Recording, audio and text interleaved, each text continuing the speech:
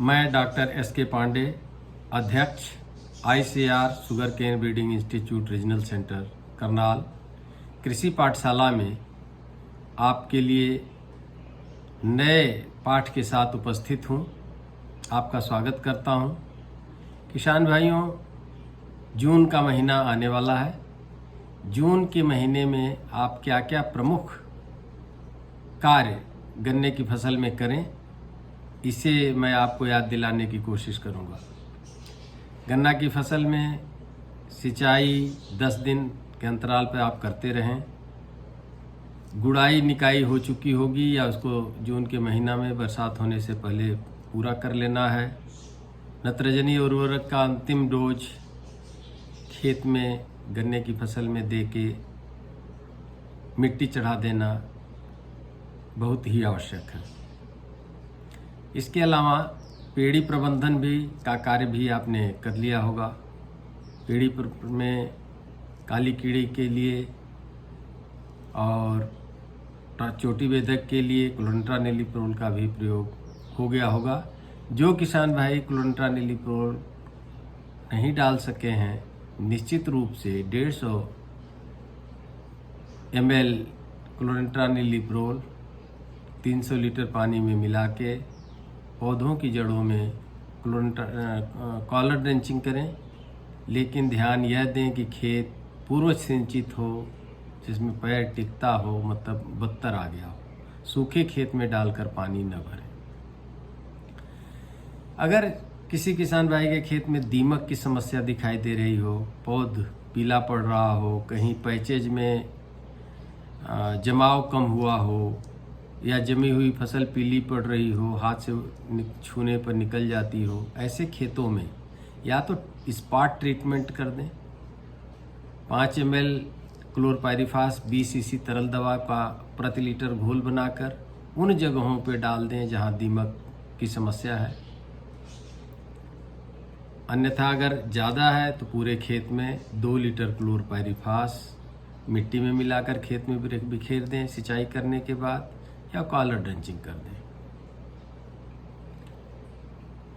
और इस जून के महीने में पश्चिमी उत्तर प्रदेश के एरिया में व्हाइट ग्रब कीड़े का प्रकोप प्रायः होते रहता है गन्ने की फसल में। तो जून के महीने में और व्हाइट ग्रब के प्रौढ़ जैसे पहली बरसात होगी, वो ज़मीन से निकलकर गन्ना के खेत के आसपास के पेड़ों पर जाएंगे और रात भर वहाँ अपना भोजन प्राप्त करेंगे। भोजन प्राप्त करने के बाद नर और मादा पुनः ज़मीन में वापस आएंगे। मादा अंडे देगी। यह कार्यक्रम 1 हफ्ते तक चलेगा। पहली बरसात के बाद, बरसात जब हो पहली बरसात के बाद 1 हफ्ते तक आएंगे। जब हमें और मादा अंडे देगी, अंडे से फिर ग्रब निकलेंगे, फसल को नुकसान करना शुरू हो जाएगा। इसके प्रौढ़ जिसको एडल्ट को जिसको बिटल कहते हैं, ये गन्ने की जड़ों को पौधों को नुकसान नहीं करते हैं। 4-5 दिन के बाद ये स्वतः समाप्त हो जाते हैं। मुझे याद आपको ये दिलाना है कि बरसात के पहले से आप तैयार रहें। जैसे आपको अपने घर के लालटेन पे, बल्ब पे, जहाँ भी इन बिटिल की उपस्थिति दिखाई दे, तो बरसात से के नेक्स्ट डे आसपास की झाड़ियों पर, पेड़ों पर क्लोरपायरिफास 20 cc दवा का छिड़काव कर दें, या डाइमेथोएट 30% तरल का छिड़काव कर दें, या इमिडाक्लोप्रिड का 1 ml पर लीटर पानी में मिलाकर छिड़काव कर दें, जिससे कि निश्चित रूप से ये बिटल निकलेंगे, पेड़ों पे, पौधों पे जाएंगे और उनको खा के मरेंगे। किसान भाई, विभिन्न प्रकार के ट्रैप इसके उपलब्ध हैं, इसको भी आप लगा सकते हैं। तो मुझे याद दिलाना है कि व्हाइट ग्रब का प्रकोप जून के महीने में आपकी फसल में हो सकता है। इसके सिवाय खेत को साफ सुथरा रखना है और पूरी तरह से खेत बरसात से पहले अपने खेत में सारे कृषि कार्यों को पूरा कर लेना है, क्योंकि यह फसल अब आपकी ग्रैंड ग्रोथ पीरियड में जाएगी। जुलाई के बाद फसल की बढ़वार हो जाती है, जिसमें घुसना मुश्किल होता है। अब और कुछ पौधों में कुछ अगर किसान भाइयों को दिखाई दे कि पत्तियों पर सफ़ेद सफ़ेद कतार में छोटे छोटे जाले बने हुए हैं, पूरी पत्तियां भरी हुई हैं, तो आप इक्का दुक्का अगर खेत में दिखाई दे तो अड़ोस पड़ोस के खेत से भी उसको तोड़ कर निकाल दें। अगर पूरे खेत में दिखाई दे रहा, ये है माइट, अष्टपदी,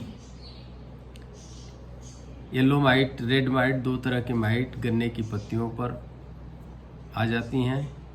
पूरी पत्ती छींटदार हो जाती है, सफ़ेद सफ़ेद धब्बे हो जाते हैं।